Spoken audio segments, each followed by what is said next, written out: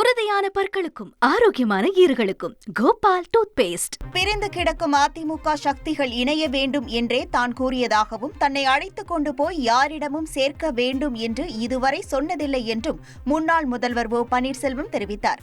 மதுரை விமான நிலையத்தில் செய்தியாளர்களிடம் பேசிய அவர் தனக்காக யாரும் பரிந்து பேச தேவையில்லை என்று குறிப்பிட்டார். பிரிந்து கிடக்கிற அனைத்து இந்திய அண்ணா திராவிட முன்னேற்ற கழகத்தினுடைய சக்திகள் அனைவரும் இணைய வேண்டும் என்று தான் நான் சொன்னேன். ஏதோ யாரிடமும் நான் என்னை அழைத்து கொண்டு போய் யாரிடமும் சேர்க்க வேண்டும் என்று இதுவரை நான் சொன்னதே கிடையாது.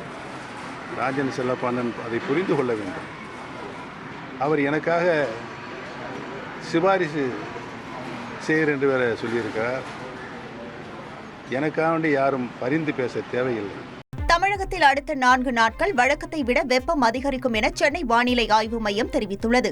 வரும் 21ஆம் தேதி வரை இயல்பை விட 2 அல்லது 3 டிகிரி செல்சியஸ் வரையும் வெப்பநிலை உயர வாய்ப்பு உள்ளதாக கூறியுள்ளது.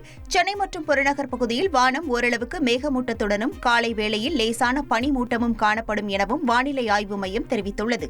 உறுதியான பற்களுக்கும் ஆரோக்கியமான ஈறுகளுக்கும் கோபால் டூத் பேஸ்ட்.